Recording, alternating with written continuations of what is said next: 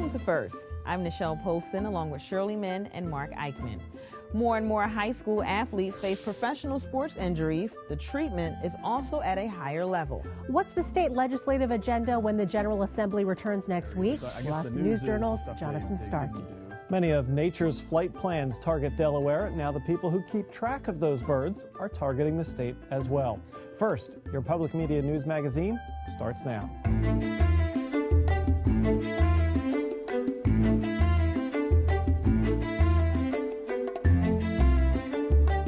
The melting snow means the spring and summer sports season are right around the corner. For years, doctors and trainers have been on high alert to spot concussions among young athletes. Now there's a new worry. In recent years, reports on ACL injuries have increased among teens. Tanya English reports our first look this week.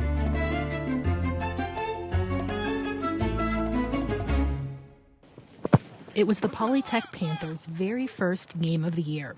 Brennan Weber was stretching and practicing routes with the team when he felt an awful crunch in his knee. I just knew it wasn't good. This is Brennan's senior year. He wanted playing time. He wanted game film to show that he can compete at the next level. He was already hurt, he says, but convinced the athletic trainer to put him in the game anyway. I juke into the inside, the defender's coming right at me. I juke into the inside, and this leg gives out. The same leg that I hurt during warm-ups gives out. I felt that majorly right then, and then I was on my way down, and the defender took his helmet and hit the top of his helmet into my knee. Brennan has been sidelined ever since. The doctor says he tore his ACL, ripped cartilage in his knee, and bruised the bone. He said, it doesn't look like you're going to be playing sports anytime soon, and I just lost it right then. That was the first time that I cried about it. Coach Kevin Smith has several players out with knee trouble. Alex Winchester, torn MCL, done for the year. There's another one. Smith says the team's training and preparation are the same as always, and still there have been too many knee injuries. It's been a tough year. 3 of them are seniors, and they're probably not going to be able to come back and play and finish their senior year. So it's heartbreaking for me as a coach. To avoid leg instability in the future, lots of student athletes decide to have knee surgery. I was hoping to play in college, D2 schools, maybe Stevenson, Del State, UD. Yes, I'd have to be healthy. Alatanda is Brennan's surgeon. You don't always have to repair it, but in a young, active person who wants to return to athletic participation, it's highly recommended that they have it fixed. At Nemours, Atanda has built a specialty in sports medicine for kids. It is a thing. Typically, it was a lot of adult surgeons that were taking care of youngsters with sports injuries. Now, many of those serious teen athletes get their care at the Children's Hospital. There's a lot more emphasis on college scholarships and going pro and that sort of thing. The average surgeon might do 8 reconstructions each year. Dr. Atanda fixes 1 or 2 ACLs every week. This is the thigh bone, this is the shin bone. As we scroll through, you can also see his kneecap or his patella is there. The plan is to use small instruments and a tiny camera to look inside Brennan's knee. The fluid gets pumped into the knee to help blow it up and distend the knee so we can see, but also helps minimize bleeding. Starting.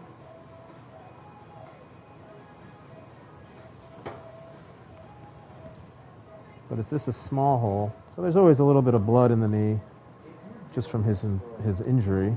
Once the surgery lights dim, Atanda really begins to work. It's all monitors. Yeah, it's like playing a video game. It's all about hand-eye coordination. The surgeons use heat and a pulsating shaver to burn away torn ligament and clean up ragged cartilage. Jackie, let's have the biter to the right, 45 degrees. So it's like a hangnail, you know? You don't want any hanging pieces or flaps or anything. But he does need this, you know, as a shock absorber for the rest of his life, so you don't want to take out too much of it. The next step requires more light and a much bigger incision. The 15 blade, layer by layer. It takes some time. You just take your time and get through. Atanda saws through bone to harvest a portion of tissue attached to Brennan's kneecap. So this whole big white thing is his tendon. Later, a sliver of that tendon is reattached inside the knee, where it becomes Brennan's new ACL. Atanda says surgery is actually the easy part. It's the patient who has the really hard job. Brennan Weber spends a couple days each week at rehab, where he's relearning how to walk. He says even small moves can be difficult. Get on your crutches, have your brace on, the whole 9 yards. Physical therapist Chaz Barker says the goal is to push Brennan to recover without pushing him too hard. You got a good amount of swelling on the knee today. Probably back off slightly today from what we did last time. After ACL surgery, even the professionals can take a year or more to feel confident again. Robert Griffin III, or RG3, and how he had his surgeries, and then he tried to come back, and it didn't kind of work out for him. And then you see somebody like Adrian Peterson, who's just this, phenomenal example of somebody coming back and having a great season. Barker says every athlete expects to return to sports quickly. Definitely, that's my goal, just to play next year somewhere, or anywhere.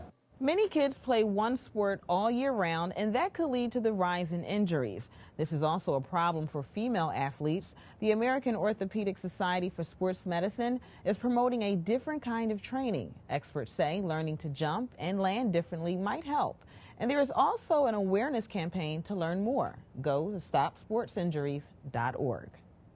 Next up, another story prepared by the team from The Pulse. Chronic life-threatening illnesses in children affect the whole family. Everyone needs to find a way to adjust, and the stress can be overwhelming. A support group at AI DuPont Hospital for Children goes a long way to help families cope. Here's Mike and Scott.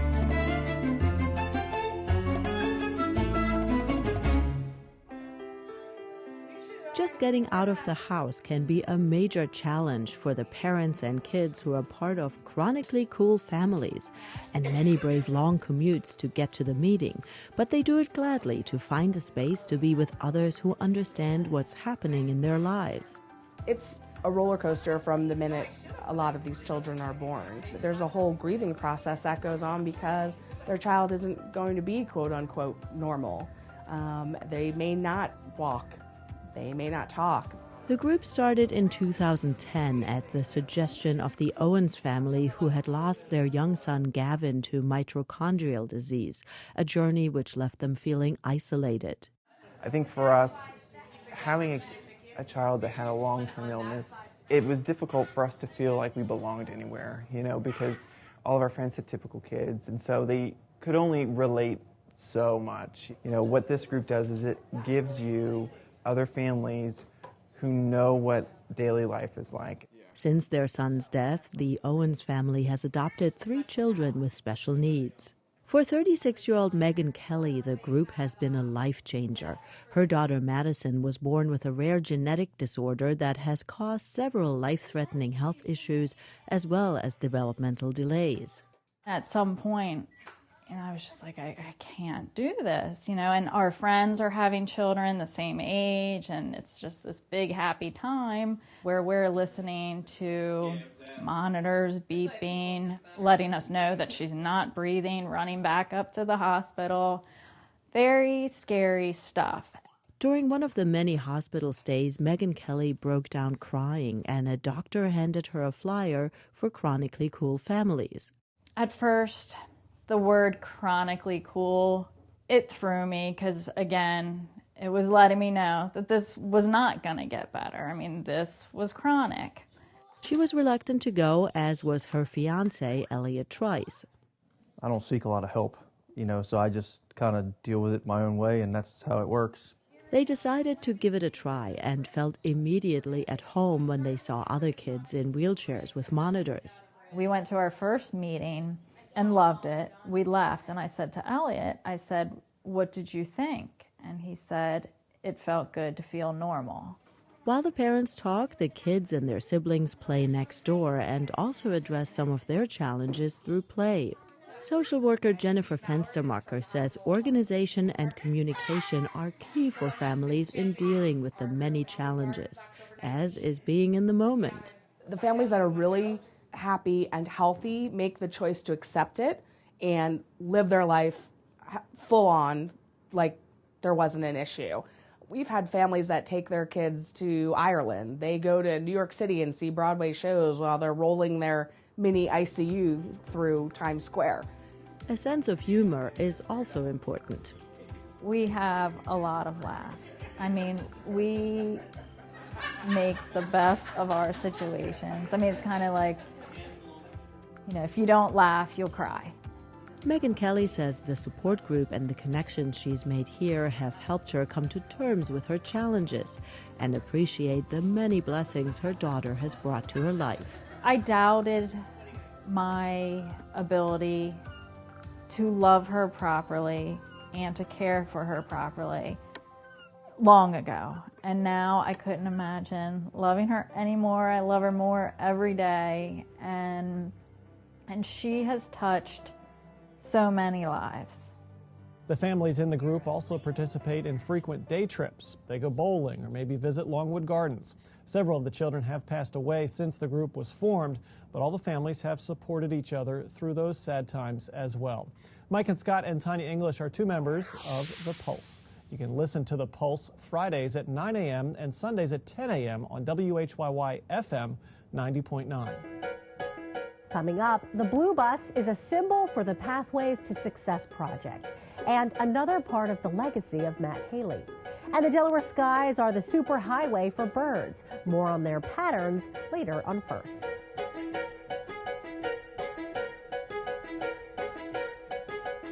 Jonathan Starkey of the News Journal and DelawareOnline.com joins us for our First Person segment this week. Jonathan, always good having you here. Thanks for having me back. I appreciate it. The legislature returns to session on Tuesday, which means the Joint Finance Committee hearings have just wrapped up. Any surprises come out of those hearings for you? No huge surprises, I guess. I mean, just for some background, they completed operational and capital budget hearings earlier this week. I guess the big surprise for me is that a couple of big issues didn't get resolved. So no details on transportation deal to get more infrastructure, kind of road and bridge repairs done. Sometimes lawmakers will go in and try to put a raise in the budget after the governor did not recommend a raise for state employees, and lawmakers will come in late winter hearings and try to put a raise into the budget. They didn't do that, so that's not there. They also delayed a request from our new Attorney General, Matt Den, to fund some, after-school programs, new teachers, some crime-fighting efforts in the city of Wilmington. So no progress there either. So I guess the news is the stuff they didn't do. So otherwise, I think that they're waiting for new revenue projections to see if they have any additional money when they come back in May. So nothing on the Transportation Trust Fund. Nothing on the transportation side, right? And Governor Markell was in our studio a couple of weeks ago, and he had said something. It kind of seems like his whole attitude is different. It shifted to, I don't want to say, a short-timer attitude, but he's just kind of like, I did my part, and now it's up to you, particularly with the gas tax. Yeah, I definitely think he's probably seeing the writing on the wall a little bit. I mean, he's gotten more pushback from the legislature in the last couple of years, and he's only got until January 2017 as governor. And I would have expected that there would have been some progress by now toward a deal, but nothing. But I don't disagree with you on his his attitude. I think that he's had some trouble with the legislature, and he's working out how to deal with that. In a way, I kind of like it. It almost seems like honest politics, if that makes sense. Right. Yeah. But have any lawmakers come to you and maybe given you an idea of, hey, I have this idea to fix our state roads and bridges? I don't think so. I mean, I think that there are pretty clear ideas on how to fix it. I mean, there's DMV fees, things like document fees and the like, and then there's toll changes and the gas tax. I mean, there's a pretty narrow set of levers you can pull to get revenue for the Transportation Trust Fund. Republicans still want to go in and take some operational costs out of the trust fund. Just for some background, they pay for salaries out of the Transportation Trust Fund. So if you were to move transportation salaries back into the operating budget, you'd free up some money for capital projects. But that would require funding those in the operational budget, and nobody's, including Republicans, come up with a way to do that. So we'll see what happens. No raises for state employees again, and yet there's also going to be health care cost increases. So that's not winning Markell any friends either. Here's my thing. I mean, everyone is paying a little more for health care in general. So what's the beef here? Yeah, well, I mean, I've heard a lot from people, not necessarily for, to quote them in the paper, but they say the same thing, which is that, I'm paying higher deductibles and I'm paying higher copays, and why not state employees? And I think some of this just reveals the relationship between the public employee unions and Markell that's been sour for some time because of kind of low or no raises over the past several years. And some of it is not just workers complaining that, they're going to get new $1,000 deductibles or higher copays, but they're doing it at a time where they're not getting any raises, and they're being asked to to get by on essentially less money. So I think that there's definitely a political angle going on there between the unions and Markel, but I think most people would agree with you. I mean, most private sector folks are paying more for health care. Mark Murphy in the JFC hearings, he kind of got grilled this year. He did, yeah. I think he had a tough time with the budget lawmakers. There were some questions about backfilling race to the top money. Race to the top money ran out from the federal government, and the governor wants to put about $9 million in the budget. Some of it's administrative at the Department of Education, and this is obviously a trust issue between the administration and lawmakers who would like to see more of that money go back into the classroom. Do you think they thought they would have seen more progress by now that race to the top funding is done with? Yeah, I mean, we heard a lot of that, which was, what did we get from this $120 million, and now it's running out, and you want to backfill some of the administrative side of it, and the lawmakers, I'm not sure, what they got out of it. It also, comes against the backdrop of priority schools and some of the what's happening in Wilmington, and there's just some friction between lawmakers and the administration generally. We've obviously talked about things that haven't happened, right? But what do you think will happen this session? I think I think that they will come up with a transportation deal. I would be surprised if they didn't. I think that some more money will get passed in the budget for substance abuse treatment, which the governor asked for. I think that the lawmakers will probably decriminalize marijuana. That the bill was introduced before they left in January, so I think that'll get done, which would be give us something to write about anyway. And keep you busy. Right, indeed. All right. Yep. Jonathan Starkey, thank you so much for your insight. His stories can be found online at DelawareOnline.com.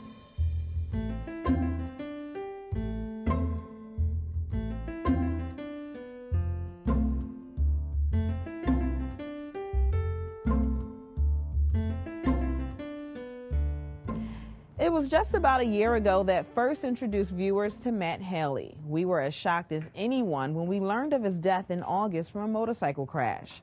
However, we also know that his legacy lives on in things like his blue bus.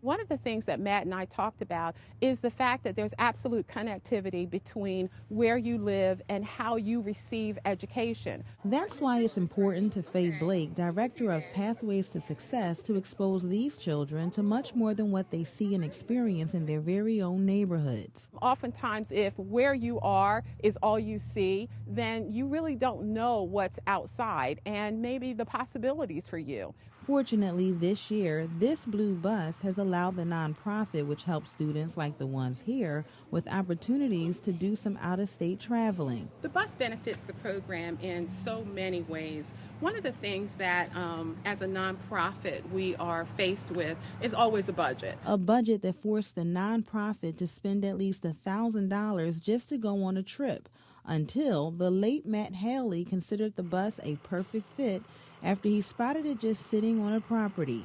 It belonged to Scott Camera, who worked with Haley to donate the bus. I feel like building bridges, collaborating, and building community richness is a huge goal of ours, and I feel like as a company it's something we can be proud of. In September, Blake shared more about Haley's dedication to help with their transportation need. He also gave us the biodiesel fuel generated by the cooking oil from his enterprises to fuel the big blue bus.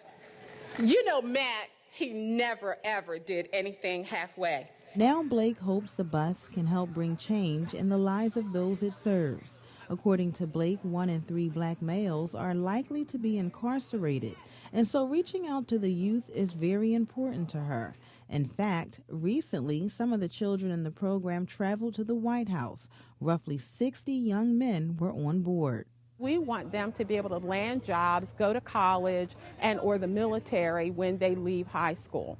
Something that's very possible because of Haley and those he put in Blake's life. The way we can carry on the legacy for Matt Haley is to ask ourselves, what can we do to give back?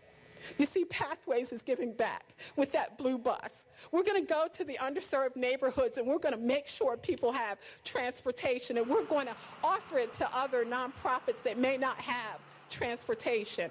Today, Blake believes that this blue bus serves as a reminder of Matt Haley's kindness and as an example of how people should not only give, but love unconditionally. You'd be surprised how many of the kids who lived in some of our underserved areas have never been to an amusement park. They've never ridden on a roller coaster before. They've never gone to the Smithsonian Institute. They've never, gone to places like that, never seen a play before. So all of these things and all of these experiences are very rich experiences to help them broaden their horizons. Although Haley intended for the blue bus to run off biodiesel fuel generated by cooking oil from his restaurants, I'm told the fuel system hasn't been converted yet, but the switch is expected sometime this year. After touring Dover Air Force Base's new Health and Wellness Center and seeing its state-of-the-art kitchen, the owner of a Dover bakery had an idea. Get the airmen to put down their weapons for spatulas and wooden spoons and teach them how to cook.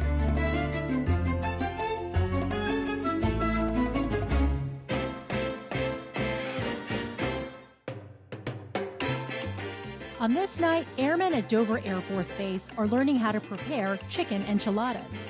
Tonight we have a guest chef. This dinner that they're making tonight, each one of them is going to go home with a pan of enchiladas, and they're actually going to spend probably less than $6 to make the whole dish. Dawn Nickerson-Banez started Operation Dorm to Gorm this spring. The program puts service members living on base through basic training in the kitchen. It's a great kitchen, and this is what caught my eye in the first place, was to see this kitchen and see it not being used. Until now, every 2 weeks, a dozen or so students come together to learn something new. Learn new recipes, just everything, simple recipes, complex recipes, everything from making salsa to things like chicken with a lemon glaze. Hi there. Banez, who owns Frankfurt Bakery and Deli in downtown Dover, says for many stationed at Dover Air Force Base, they've never had to cook for themselves. We have airmen on that base that are 18 and 19 years old that literally graduated from high school, went to boot camp, and don't really have the home economic skills. Like Airman First Class Monica Lambertson. I wasn't into cooking because my mom was the one who always cooked, so she always provided our meals. When we got home, they were already ready for us. But now, Lambertson says she started cooking a lot more and saved money at the same time. Instead of going out to eat, I'll just buy all the stuff and make it at home. You can go buy a chicken for $5 and get 6 meals out of it. Chicken salad sandwich, chicken soup, grilled chicken breast, those kind of things. So if they plan ahead a little bit and do a little bit of preparation, it's very easy and inexpensive to eat well. It's definitely fun. You get to learn new things. Even if you have experience cooking before, you can learn everything, how to handle a knife better, different measurements, and just how to spice up your cooking. More than teaching service members how to cook, it's a way for Banez to give back.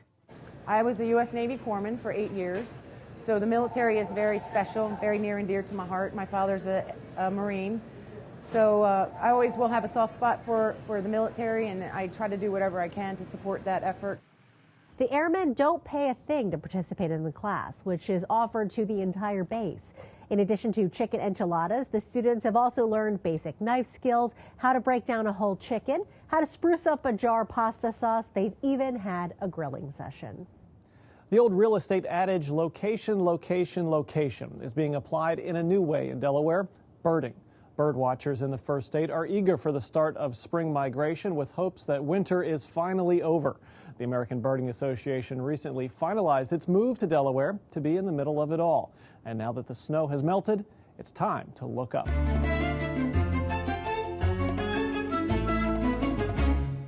Hopefully we'll have a fun day out there listening, looking for birds.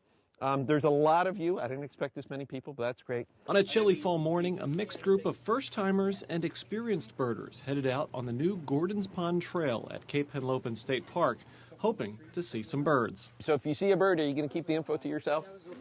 Right, you go beep, beep, beep. Hey, there's a bird up and to the right, up on the top of that pine tree, right? The free walk is part of a statewide effort to grow birding as a Delaware pastime and get people to appreciate the importance of Delaware's natural habitat. We're part of what birders call the Atlantic Flyway. So a lot of younger birds, first-year birds that just hatched out of their nests will be moving down along the coastline. And then, of course, other birds moving through as well from all the way up from the Canadian Maritimes down along the East Coast. So it's a good spot. That good spot led the American Birding Association to migrate its headquarters from Colorado to Delaware City. What Delaware really offers is it offers an incredible location that is proximate to a huge percentage of the population of the U.S. and Canada, and a huge percentage of the birders in the U.S. and Canada. And we really want to act to bring that birding community together more visibly and more effectively. Growing that birding community is part of the ABA's mission, creating that special moment where it all clicks. It's almost can be like a conversion experience. And like before I got it, I was one person, and after I got it, you know, I just saw all these things that were lost to me before. And I don't think you can make anyone have that experience, but I hope we can help create the conditions for people to have it. Right over the tree line. One of the best ways to have that conversion experience is with an experienced guide. So a potential for upland woodlands birds on either side,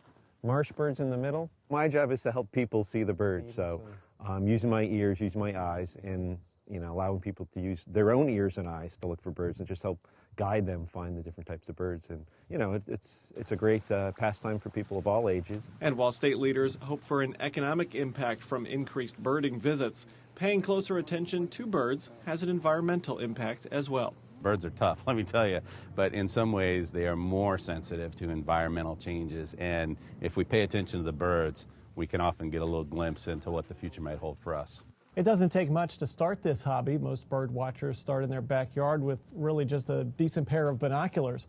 But as we found out putting this piece together, bird watching can be much like a treasure hunt. Some dead ends, plenty of patience required. But the payoff in finally locating that bird along the trail is really what it's all about. Next week, First devotes our entire half hour to the issue of heroin addiction. We'll look at treatment along with how some police departments are handling the problem. And we'll also look at drug education inside Delaware schools. It's an important issue, which is why we are devoting our entire show to discuss the problem next week. That is First for this week. We thank you for watching. For Tanya English, Mike and Scott, Michelle Polston, and Mark Eichman, I'm Shirley Min. Have a great week. And we know that you're ready for spring, but we're going to leave you with one more peek at the pretty side of winter.